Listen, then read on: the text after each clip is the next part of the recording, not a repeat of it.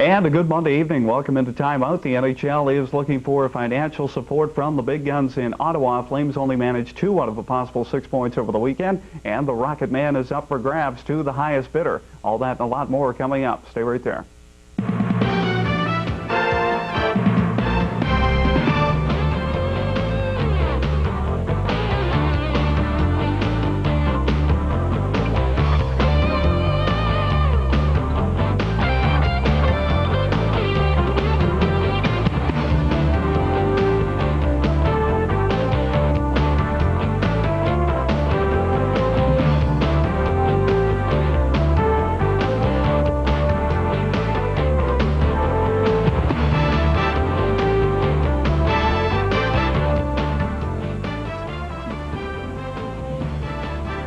And a good Monday evening. Hope your first day back to the work grind went well. Jim Hennessy joined alongside Barry Johnson. Barry, nice to have you in the chair. What do you think about we should plan going golfing tomorrow, do you think? I think so, yeah. I wouldn't mind going out and playing around. It's, no question. Probably warmer now than it has been all summer. Absolutely. The weather's been fantastic so far. I know a lot of people are dreaming of a white Christmas, so I won't discuss anymore on that. I'll get myself in trouble. Let's get right to it. St. John Flames have a pretty dismal week, an 8-3 pounding at the hands of the worst team in the league, the Portland Pirates, here at home in front of only about 3,500 fans on Thursday night. Let's get the rundown from you on that game. Well, I don't know what really more you can say about them. I mean, the Boo Birds were out there in full force on Thursday night, and they would have been in full force, I think, Saturday night for those who might have went up to Fredericton, St. John Flames fans, that is. Mm-hmm. But it's a flip of the coin, which team is showing up each night. Rick Vide must be just saying, well, we lost last night, so I guess we're going to win the next night, and, you know, and goaltending seems to be there, but the defense doesn't seem to be there. The offense, on a given night, one of the three combinations can fall apart. No question about that. Yeah, exactly. But all three aren't seem to be clicking on one night. Yeah, sure. And I mean, consistency is definitely something you can't use in the same sentence with the St. John Flames. I mean, they get pounded 8-3 Thursday night against, like we said, the worst team in the league. They come back and win big Friday night against Fredericton. Fight full night. You know, great crowd on hand. Just almost 5,000 down at the rink. And this time of the year, when you can get 5,000 people into a rink, you're doing pretty good because, I mean, it is Christmas. A lot of money goes towards the spending of gifts and trying to get ready for the Christmas season. And then they go up Highway 7 Saturday night and lose 5-2 to the same team. So once again, it comes back to where is the consistency with this club that we saw at the first of the year? I really don't know. And I don't know, maybe the first year with Giguère down here, we might have, you know, thought maybe, well, there's going to be some consistency. We're going to win a few more games this year. They have lots of offensive punch there. I mean, Petrovicki's playing quite well.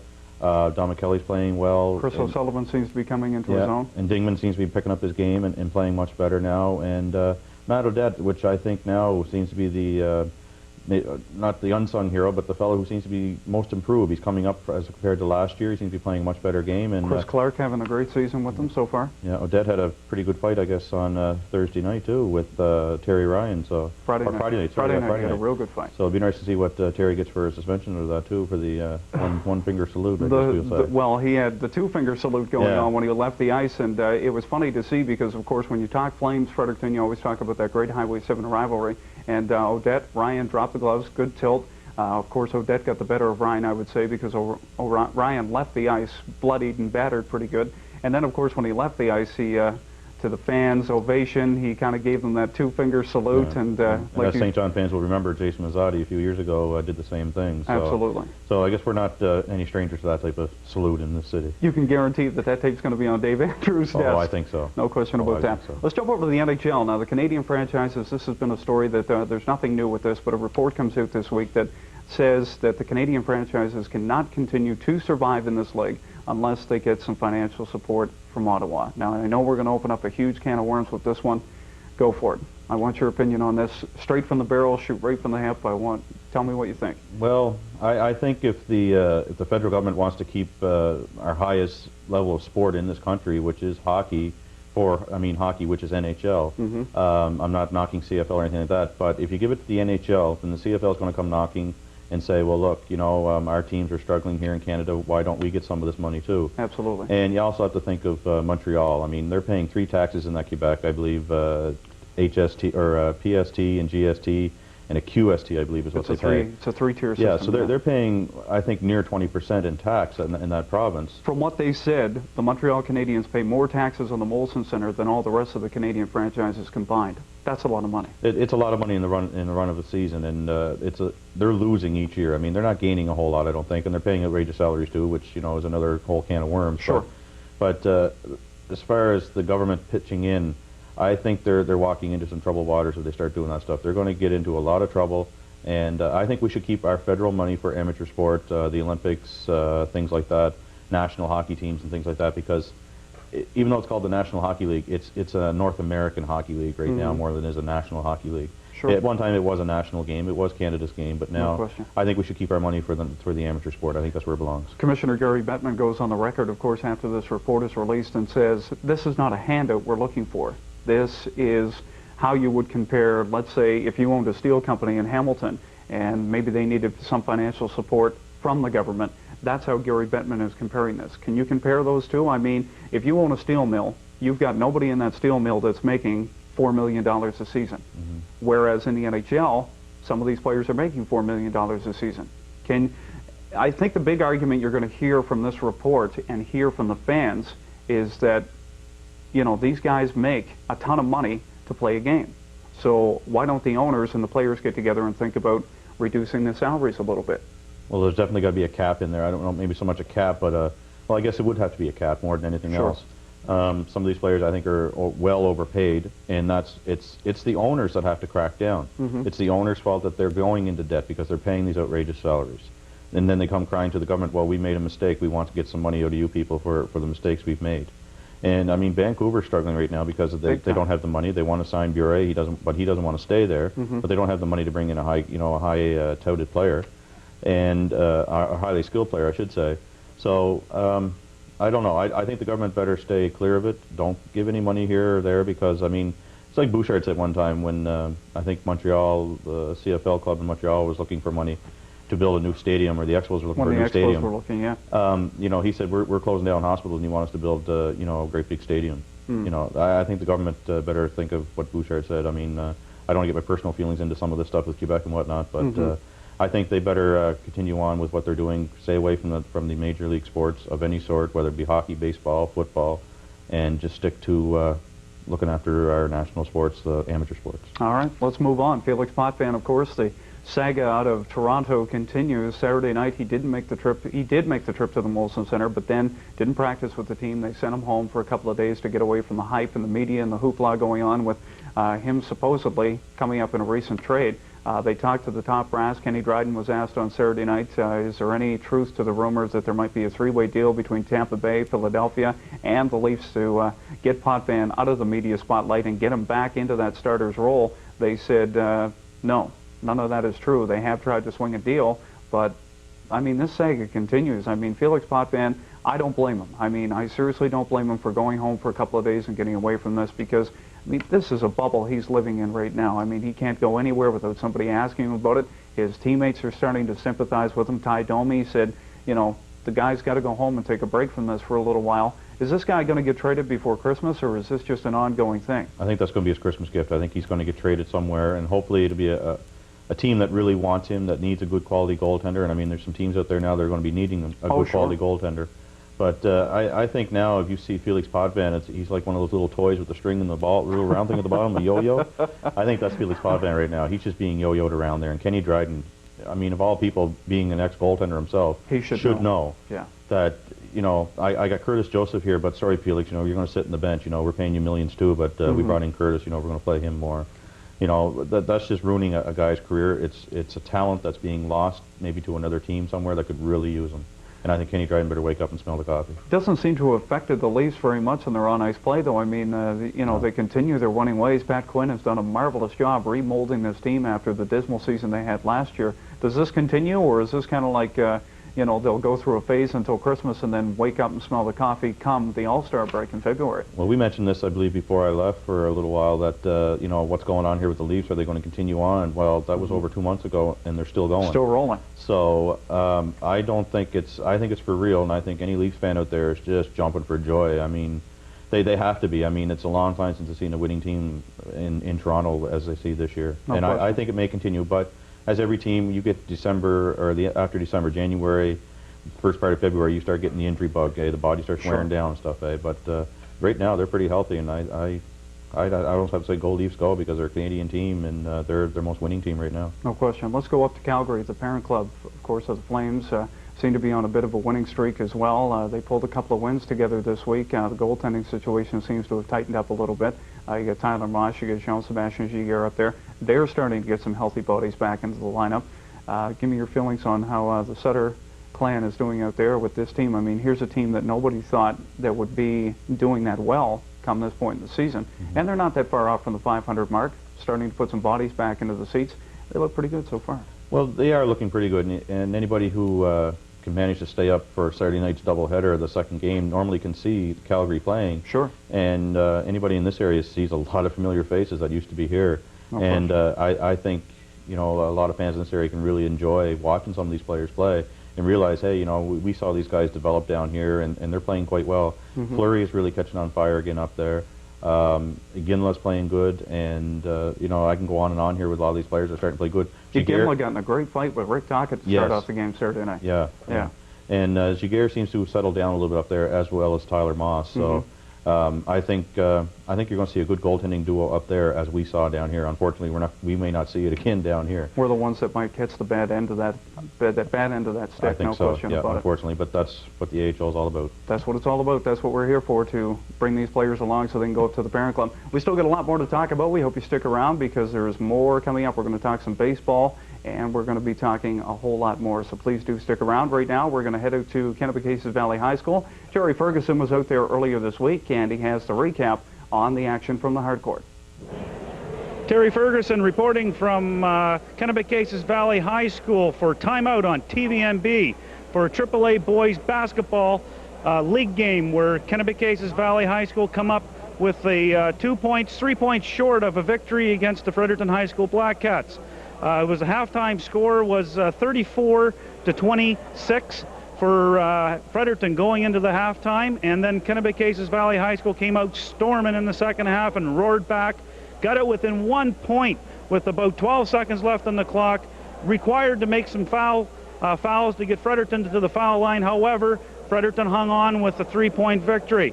For some statistics on the game tonight, we have for Kennebecasis Valley High School, they had 24 defensive rebounds, 15 offensive rebounds, 39 total rebounds. Fredericton High School, 27 defensive, 16 offensive for 43 total. Turnovers for Kennebecasis Valley High School, 12. Fredericton High School, 15. Foul shooting, KV was 15 for 22 from the line for 68%. Fredericton High School, 7 for 10 for 70%. Now looking at some of the high scorers for Kennebecasis Valley High School, we had John Sherrard with 15 points. We had Justin Marr with 8, making a key three-pointer with about 30 seconds left on the clock to bring the game within 1 point. And Andrew Monroe with 7. For Fredericton High School, we had Andy Cotter leading the way with 13, Joe Thompson with 11, and we had Jordy Doak with 10, Simon Wilby with 8, along with Dave Myers. Dave Myers for Fredericton was in a little bit of foul trouble. He missed quite a bit in the first half. Joining me now is Dennis Rollins, the coach from Kennebecasis Valley High School. Dennis, thanks for taking time out to be with us tonight for an interview after the game. Your kids showed very well, Dennis. I know you're probably happy with the performance of the team tonight, but slightly disappointed with the outcome. I was wondering if you could give me a brief overview on a few of the ways the players played tonight and how you feel your team stacks up against maybe Fredericton in a repeat performance up there. Well, Terry, it was sort of a good news, bad news situation. You hold Fredericton to 50 under 60 points. You really expect to win the ball game. Anybody who's here, our half-court offense is not where it should be right now. We're really lethargic, and but I got to be really pleased with the last 10 minutes of the ball game. The effort I had, people on the floor. The Sherrard kid was just an absolute force out there tonight. McLean kid come off the bench and gave us some good minutes. The Hopeson boy came and gave us some good minutes. And generally speaking, our people on the perimeter did a decent job on their perimeter people type of thing. But anytime you play Fredericton, they're so sound technically that they really make it difficult. They set solid screens, and it was interesting. I was noticing the offensive rebound stats, and they were pretty even, but they weren't really. They got offensive rebounds for 2 points, and we got offensive rebounds for possessions. That was basically the ball game. Exactly. Everything a difference in the offensive glass. Dennis, I was up to see the St. Malachy's High School game against Oromoncto, and Oromoncto beat St. Malachy's by 7, and they're in your division. How do you feel yourself fitting into the regional playdowns? I believe your record now is 1-1. 2-1, I believe, in league play. We've played St. Malachy's, Simons, and Fredericton, and so we're 2-1 right now. And I'm telling you, in this division, if you don't come with your A game on any given night, 1 through 4, yeah, it's. I think obviously Fredericton has to have the inside track. They're, until somebody beats them, they're still the team to beat type of thing. But I think they're, like we showed that. We're getting there. It was a good, hard-fought game, and I think us, Oromoncto, and St. Max, you could probably throw a blanket over us, and that's probably the way it's going to go, right to the tail end, and probably that's the way it should be. Dennis, I just wanted to thank you for coming over. You're very welcome. And it's Terry Ferguson from Kennebecasis Valley High School signing off, and back to the show. Thank you. It's a show about people and different lifestyles. It's NB Life, Wednesday nights at 9 or Fridays at 7:30. Only on Channel 10, TV NB.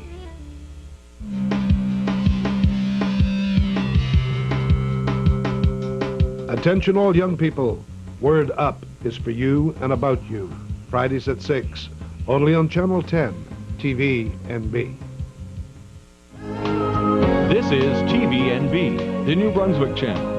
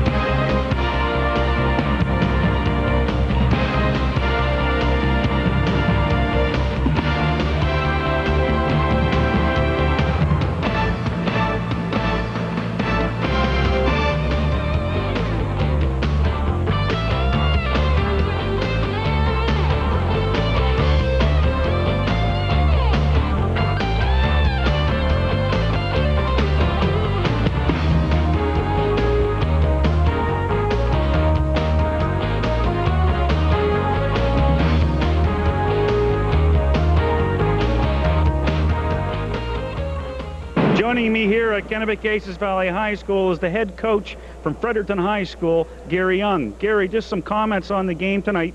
A very tight battle. The rebounding was generally even. I seen that your kids got 3 more offensive rebounds than KV, but the putbacks were a big part of the game. And KV went to the line a little bit more than you guys, but I seen Dave Myers in a little bit of foul trouble for you, and it was a very defensive battle. What was your feelings on the game, and what were you telling the kids as the game was going on? Well, I think you're right. It was a defensive battle. It was a war from start to finish, and we expected a very strong game from KV today. We knew they were going to be one of the top 4 teams in the province, and we talked about it as a team. And we knew this was going to be a battle coming in.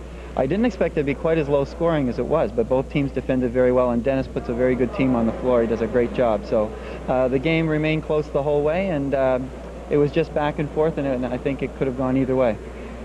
Looking at the league overall, Gary, we have St. Malachy's, St. John High School looks like they're a little off this year. Maybe by the end of the year they could develop.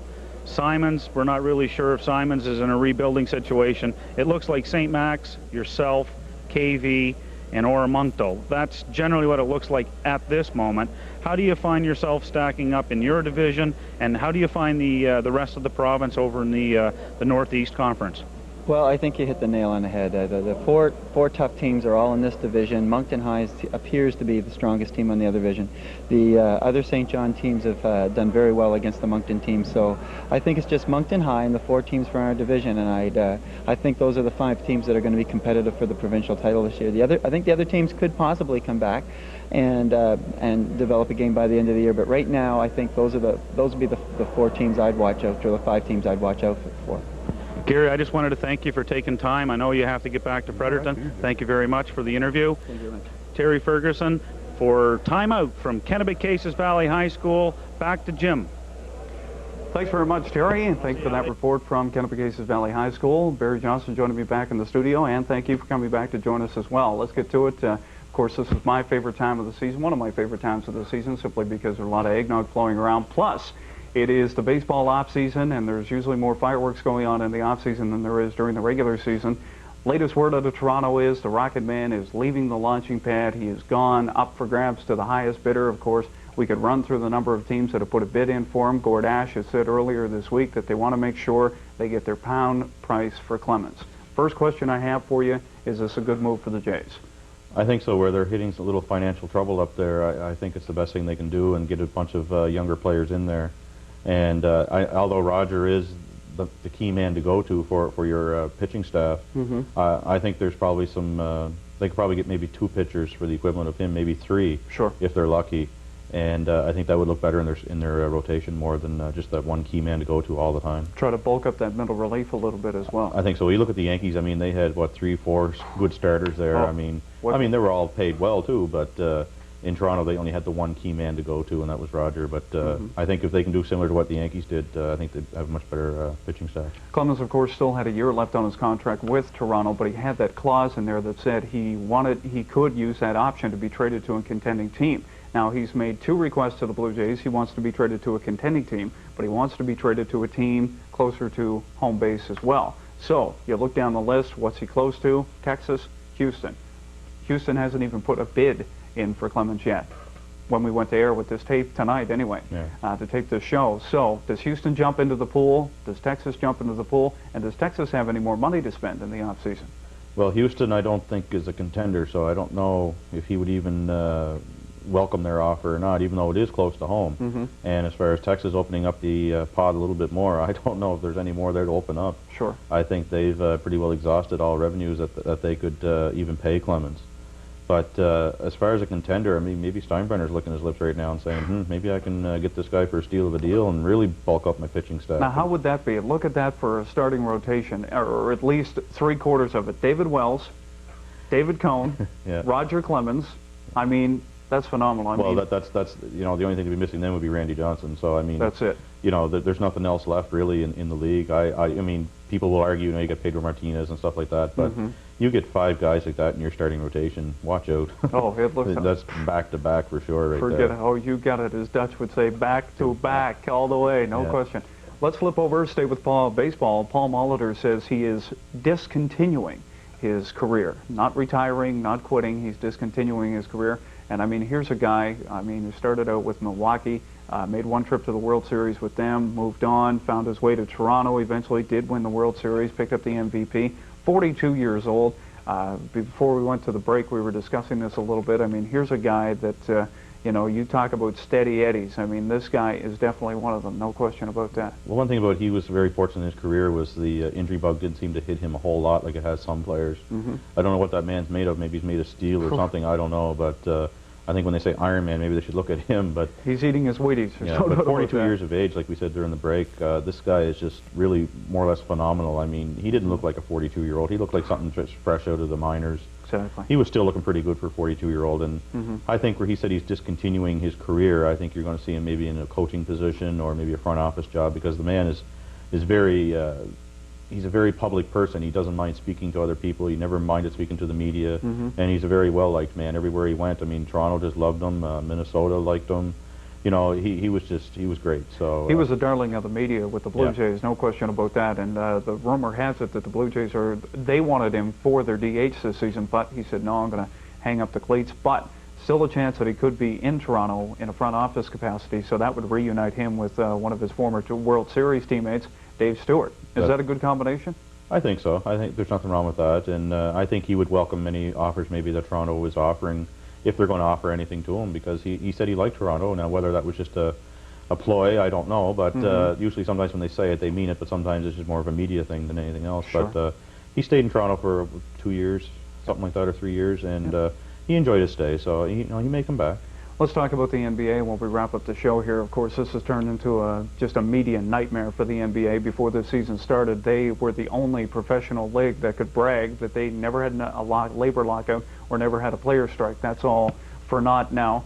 They had a meeting Thursday. They met for 10 and a half, almost 11 hours. David Stern comes out of the meeting looking very sullen, saying nothing has changed, nothing has improved. Now, there's a chance, if this thing continues on for another couple of weeks, $1.1 billion. What was that again? $1.1 billion in revenue, salaries, could be totally thrown out the window. The season is lost. It's a lot of money. Your feelings on this whole thing? Well, the owners are probably saying, well, look, we don't have to pay out these salaries, but on the other hand, they're saying we're not getting any money in to help pay these salaries. So the thing that's on my mind is the WNBA. They were thinking of joining the same union, association, whatever it may be, that's right, with the NBA. So where does that put them now? Are they going to be in the same position? They're going to be on a lockout now too, or you know what's going to happen there? But as far as this fiasco, I guess you could call it, with the NBA, it's just it's unbelievable. I mean, you see some of these players are coming in with full beards, and I don't know what they're doing in the off time, but some of them are playing a little ball. Some of them are trying to keep in shape. Some of them are weighing some options of playing some other sort of minor pro ball, I guess, someplace else. And I don't know. I think it's a write-off now. I mean, the season is would have been 3 months into it by now, I think, somewhere in that area. So no, I think it's a write-off now, and it's unfortunate, but I think they better continue negotiating for next year. I think that's probably their goal right now anyway. But well, the thing that's making me laugh about this whole thing is that you see players get interviewed and they say, yeah, no problem, the fans will come back, no problem. Well, I mean, like a Michael Jordan, he's got enough in the bank, he doesn't really care. I mean, some of these fellas that aren't getting the $1 million contracts, they're thinking, wow, I'm hurting right now, and I don't understand how they can think that somebody who's making $6.50, $7 an hour is, going to have any sympathy for these gentlemen and say, yeah, we'll go back and watch them play, no problem. But let's face it, I'll guarantee you, after this negotiation's done, ticket prices are going to go way up because the salaries are going to go way up. No question. You can bet $1 to a dozen donuts on that one. Anyway, that's all the time we have. Thanks very much. It's been a lot of fun, and we'll talk again next Monday night. And thank you for tuning in as well. We hope to see you again next Monday at 6 o'clock.